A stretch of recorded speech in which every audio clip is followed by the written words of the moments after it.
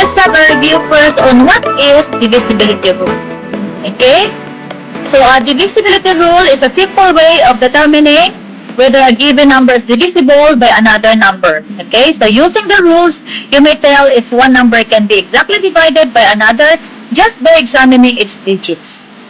So divisible by another number means a number can be divided by another number without remainder. Let's review the divisibility rules for 2, 3, 4, 5, 6, 8, 9, 10, 11, and 12. In the previous module, you have learned how to find common factors by understanding the divisibility rules. By looking at the digits of a large number or by doing simple calculations, you can easily tell whether a number is a factor of a given number or not.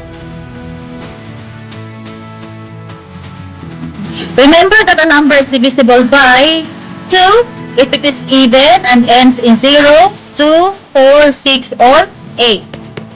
Example, 106 is divisible by 2 because it ends in 6.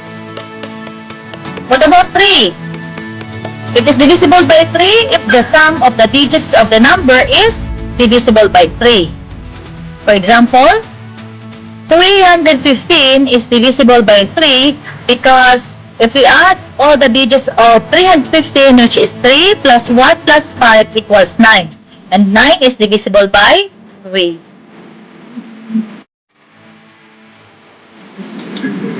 What about 4?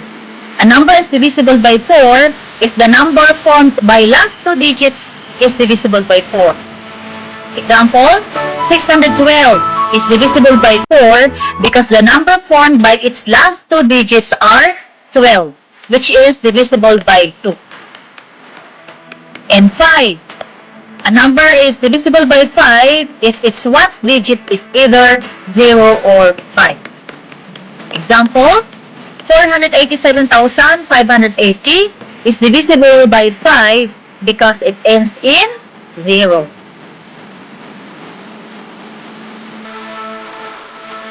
Okay, 6. What about 6? A number is divisible by 6 if it is divisible by both 2 and 3. For example, 5,652 is even. It is an even number, meaning that is divisible by 2. And if you add all the digits of 5,652, the sum is 18. Okay? So the sum of its digit is 5 plus 6 plus 5 plus 2 is 18, which is divisible by 3. So 5,652 is divisible by 6 because it is divisible by both 2 and 3. What about 8? A number is divisible by 8 if the number formed by its last 3 digits is divisible by 8, just like 4. Okay? So example, 913,824 is divisible by 8 because the number formed by its last 3 digits is 824, which is divisible by 8. Okay, let's continue. The number is divisible by 9 if the sum of its digits is divisible by 9. So just like 3, you have to add all the digits. So say for example, 9,684 is divisible by 9 because the sum of all its digits is 27. So add 9 plus 6 plus 8 plus 4 is 27. And 27 is divisible by 9. And 10. A number is divisible by 10 if its ones digit is 0. Example, 850 is divisible by 10 because 850 ends in 0.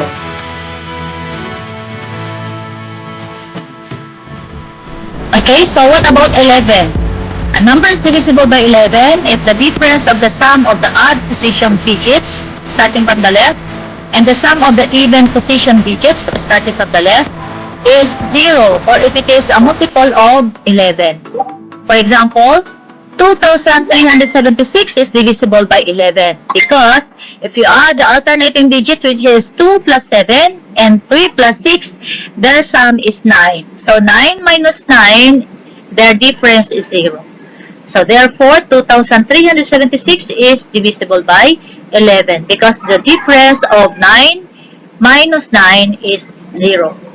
And we also have another example, 76,813 is also divisible by 11 because if you add the alternating digits, which is 7, 8, and 3, the answer is 18.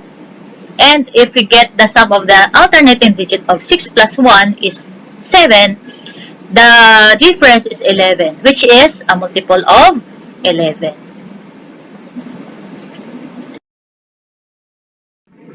Okay, let's continue with our last divisibility rule. This time, it's divisibility rule for 12. So, when do you know that the number is divisible by 12? A number is divisible by 12 if the sum of its digits is divisible by 3 and the number formed by its last two digits is divisible by 4. Let's have an example. 324 is divisible by 12 because if you add all the digits, which is 3 plus 2 plus 4, the sum is 9, which is divisible by 3. Also, the number formed by its last two digits is 24. And 24 is divisible by 4. That's why 324 is also divisible by 12. So 324 is divisible by both 3 and 4. That's why it's also divisible by 12. Okay, so it's practice time.